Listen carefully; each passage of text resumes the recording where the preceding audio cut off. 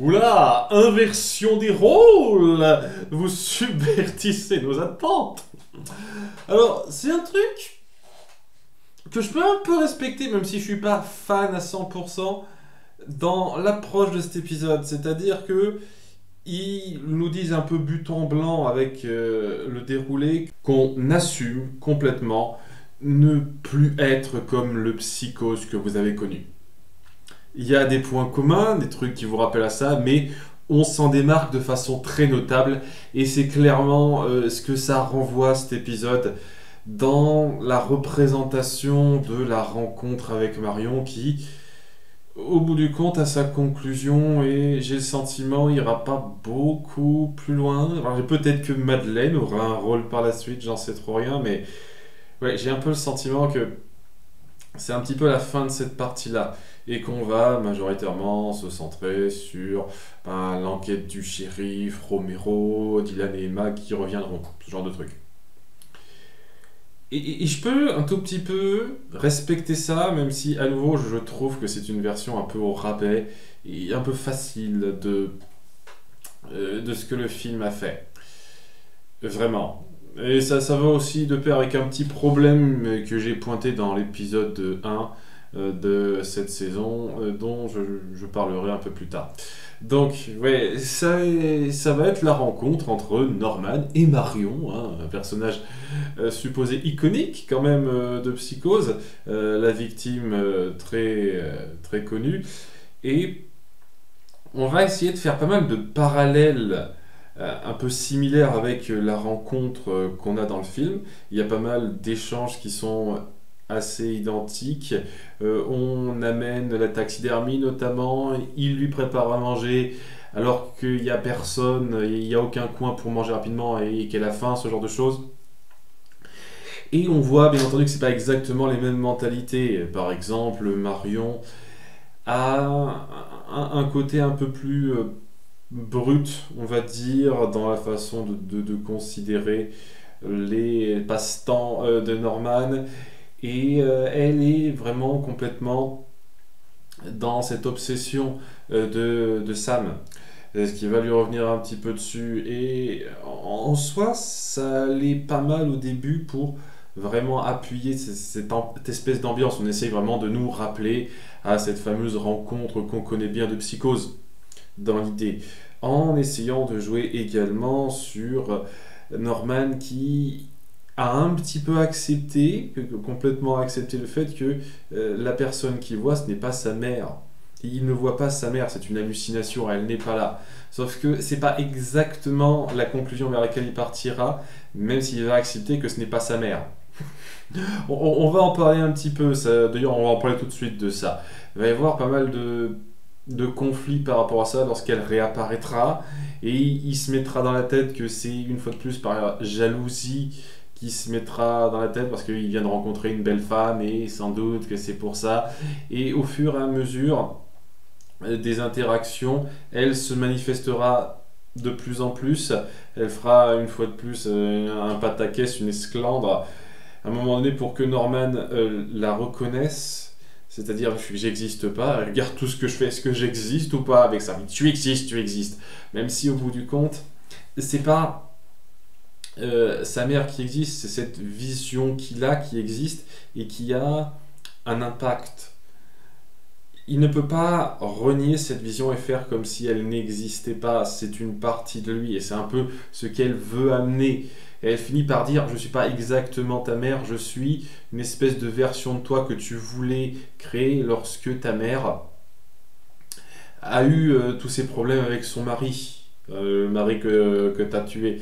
Et au bout du compte, c'est vraiment cette optique qui veut se mettre en place, c'est-à-dire qu'il doit accepter cette part d'ombre de lui qu'il compose et qu'il ne peut pas renier complètement.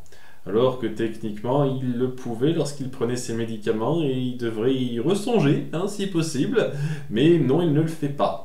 Mais bon, ça c'est toujours un peu délicat, surtout après avoir arrêté pendant 1 an et demi à prendre ces médicaments-là. Donc oui, cette partie-là intéressante, on en vient à dire que cette présence n'est pas complètement anodine et ça peut pas être juste une hallucination qu'on peut sortir comme ça de la tête comme on veut. Mais ouais, il y a cette espèce de franc jeu sur le fait que ils sont une seule personne, ces deux-là, mais les deux facettes existent. Donc intéressant, mais aussi très différent de ce que le film Psychose, les films Psychose nous ont donné, parce qu'il est vraiment persuadé que c'est sa mère qui fait le coup et qui doit arranger la merde qu'elle produit après coup. Maintenant, il passe au-delà de ça. Jusqu'à présent, c'est un peu comme ça qu'il voyait la chose, mais maintenant, il passe au-delà de cette considération-là et on vient à accepter que c'est une partie de lui-même. À moins qu'il fasse une rechute, une re-rechute à cet égard-là, ça donne l'impression que ça veut vraiment le mettre en accord avec ça. C'est-à-dire que oui, c'est cette partie de lui-même, il va pas pouvoir s'en débarrasser, hein, il va pas faire comme si elle n'existait pas, il va devoir lui laisser du poids, mais ce n'est plus sa mère exactement. Donc, particulier, et ça va totalement dans ce sens que la série, à partir de cet épisode, donnerait l'impression de vouloir se démarquer totalement de ce que Psychose nous donne. Voilà ce qu'on vous donnera, ce ne sera pas comme Psychose. Je salue une fois de plus l'audace de la chose, parce que c'est pas forcément simple, mais en même temps, voilà, Psychose, c'est un petit peu la raison principale pour laquelle cette série existe. Ne pas respecter complètement ça, aller à l'encontre de ce que représente cette psychose-là du personnage, c'est peut-être un petit peu trop. Tout comme ce qui va se passer avec Marion, au passage. Mais avant d'y venir rapidement, ce qui va exacerber ça, c'est la confrontation avec Dylan, qui après une petite recherche d'Emma, qui voulait un peu se renseigner sur le Bates Motel, aura fini par apprendre que Norma est morte depuis plus d'un an et demi, et qu'elle se serait suicidée. Donc, en apprenant ça, Dylan, il est assez bouleversé, et il n'est même pas prêt à accepter ça. Donc, il appelle directement Norman pour lui gueuler dessus. Comment ça se fait que tu me l'aies pas dit, connard? Et il essaye un petit peu de trouver des excuses. Mais t'as dit que tu voulais plus rien avoir à faire avec nous. C'est toi qui m'a dit que ce serait mieux qu'on se rappelle plus jamais.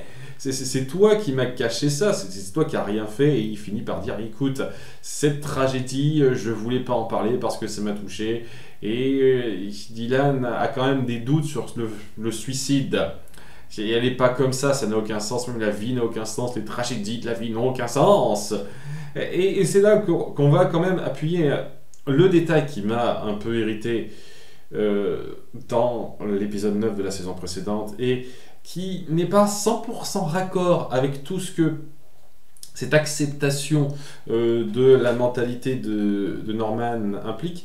C'est-à-dire que on essaye vraiment d'appuyer que depuis le départ, dès le début, c'est-à-dire même le père de Norman, c'était cette deuxième personnalité qui était aux commandes, qui s'est chargée de ça. Et je comprends pas comment ça se fait que si cette deuxième personnalité a été un peu sincère, un peu franche dans sa présentation, ce qui amène à ce que cette seconde personnalité tue Norma, en fait. J'avais un peu l'impression que c'était Norman lui-même qui s'en était occupé, mais là, c'est censé vouloir dire quoi? Qui a mis en place la mort de Norma exactement? Est-ce que Norman croit sincèrement que c'est Norma elle-même qui a voulu se suicider au bout du compte? Je suis plus sûr de ce que ça signifie. Et vraiment, dans ce que ça donnait l'impression d'être dans l'épisode 9, c'était Norman qui considérait que sa mère devenait une cause perdue et qui voulait apaiser ses souffrances en mettant fin à ses jours, en même temps que les siens. Mais c'est plus que ça donne. C'est vraiment... Ça retourne la table à ce niveau-là, et j'espère franchement que vous saurez être clair sur les raisons derrière cette mort-là. Qui a pris les commandes à ce moment-là? Parce que c'est beaucoup trop nébuleux pour être juste quelque chose à comprendre par soi-même. Je suis désolé, hein, vu comment vous nous l'avez mis en scène dans l'épisode 9 de la saison 4, c'était Norman qui faisait ça. C'était pas sa seconde personnalité. Donc, j'espère que vous serez clair là-dessus à un moment donné. C'est le truc qui me pose problème au-delà donc du changement total de ce qui était censé être cette psychose dans ce développement-là. Enfin bref, voilà, Dylan est un peu énervé, s'il lui raccroche au nez, Norman, ça exacerbe ses problèmes, les disputes, etc., pour amener à la conclusion qu'on connaît. Donc, parallèlement, il va se passer toute l'histoire avec Marion, le mari de Madeleine, Sam, et Madeleine. Et oui, les disputes par rapport à ça, Marion qui veut lui parler, mais lui qui est en pleine dispute avec sa femme, puisqu'elle a un petit peu... a pris le poteau rose et qui essaye vraiment de noyer le poisson de façon pas du tout recherchée, ce qui fait qu'elle a des doutes et elle commence à s'impatienter. Elle finit par demander à Norman, après un gros fake-out bien gras de la fameuse scène de la douche, on la voit commencer à prendre sa douche, Norman qui la ziote à travers donc le petit trou entre l'accueil et la chambre 1. Et le fait qu'elle perde patience et Norman qui ne va pas l'attaquer. On donne cette impression que ça va se passer comme dans le film, vous avez cette scène-là, et en fait, non. Non, elle va perdre patience, elle va sortir de la douche et elle va demander à Norman à l'accueil s'il sait, s'il peut lui montrer son registre, parce qu'elle sait qu'il a déjà au moins rempli le registre une fois ici, pour avoir les coordonnées, l'adresse de Sam, puisqu'elle ne le connaît pas. Elle ne connaît pas son adresse, il ne l'a jamais donné son adresse. Et c'est là qu'il finit par dire, je connais son adresse, mais... je connais son adresse parce que je connais sa femme en fait. C'est là qu'elle tombe du comment ça, sa femme. Je suis pas stupide au point de me faire avoir par un homme marié. Et donc on va appuyer vraiment le calvaire de ces deux pauvres femmes qui ont été contrôlées par ce sale connard qui voulait le beurre et l'argent du beurre en allant aux deux râteliers. Donc elle va pas l'accepter tout de suite, il lui donnera quand même l'adresse pour qu'elle vérifie, et elle tombera en plein durant la dispute qui dure un petit moment, hein, parce que bon, il faut qu'elle arrive au motel, qu'elle se prépare, qu'elle prenne sa douche, qu'elle dise ses discussions, ses réflexions, puis elle repart direction l'adresse, il se passe pas mal de temps, ils sont toujours en pleine dispute, lui et Madeleine, c'est un petit peu un gros morceau quoi. Et voilà, elle tombe à ce moment-là, en les voyant bien, en comprenant qu'elle s'est fait avoir comme une bleue, elle est tellement énervée qu'elle décide de casser sa caisse avec une espèce de pied de biche qu'elle a dans son coffre. On ne sait jamais, ça peut toujours servir. Enfin, c'est pas un pied de biche, c'est un... C'est comment on appelle cette espèce de tuyau pour réparer la voiture justice, pas de voiture donc bref. Et ouais, que ce soit Marion ou Madeleine, ouais, c'est un peu râpé pour lui, hein. Une relation que t'as mis notre. Madeleine l'envoie chier en lui fermant sa porte à clé. Marion repart au motel en étant complètement dévastée. Et elle se confie à Norman en disant hey, j'ai été conne, j'ai envie de me barrer. Maintenant, après ce que j'ai fait, je peux pas retourner d'où je viens. Je vais faire une Bradley. C'est exactement ce qu'elle va faire. Je vais vous faire une petite Bradley, mais ce coup-ci, vous n'allez pas me tuer. Apparemment. On sait jamais, il reste 4 épisodes après ça. Mais je vais me barrer. Je ne sais où, même s'il y a une partie de moi qui aimerait un peu, qui revienne pour qu'il m'explique et que ça s'arrange. C'est cette espèce de partie dépendante qui n'est pas forcément géniale. Et elle a besoin un petit peu de quelqu'un pour la réconforter, puisque Norman est là. Je pense pas qu'elle comptait aller plus loin que juste poser sa tête sur son épaule, mais ouais, il sent quand même une petite tension sexuelle dans l'air.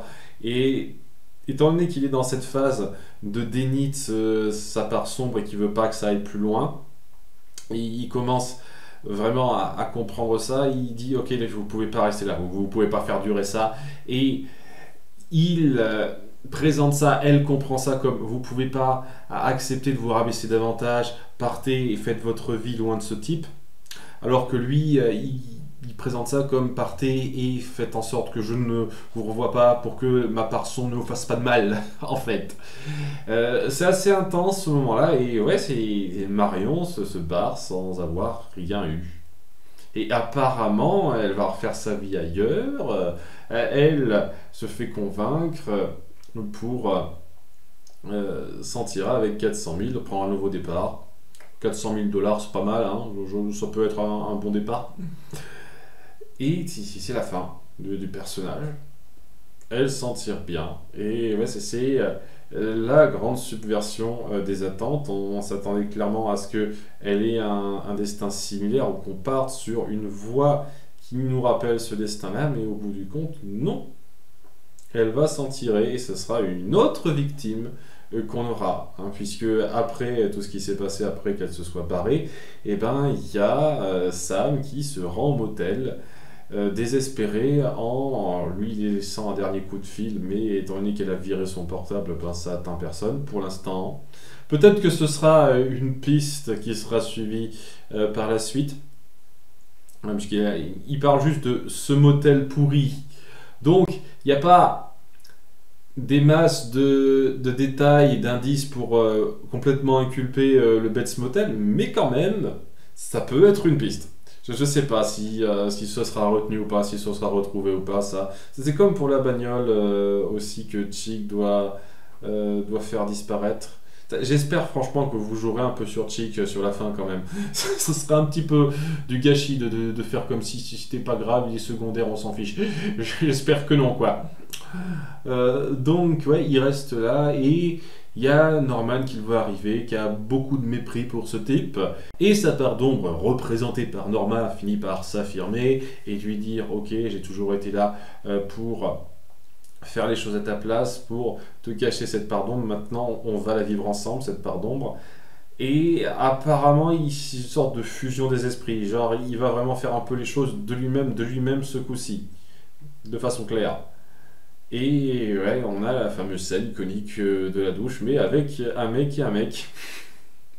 Ah, c'est pas aussi sexy. Ah, au moins, c'est plus pratique pour les plans, parce que on sentait clairement qu'ils essayaient de faire de leur mieux pour pas montrer voilà, de poitrine, pour juste pas montrer ce qu'il y a au bas du ventre, mais sinon, on peut montrer cette scène-là. Donc, ouais, il le poignarde sous la douche, et il meurt exactement comme la fameuse scène iconique, une scène facilement dans le top 20 des plus notoires de l'histoire du cinéma. Voilà, il meurt. Bon, pas une grande perte, mais c'était pas non plus quelqu'un qui méritait de crever à ce point-là, quoi. Donc, il se dit qu'est-ce que j'ai fait, c'est pas qu'est-ce que tu as fait, mère, c'est qu'est-ce que j'ai fait moi. Et cette dernière réplique finit de sceller l'idée que nous ne sommes plus dans Psychose.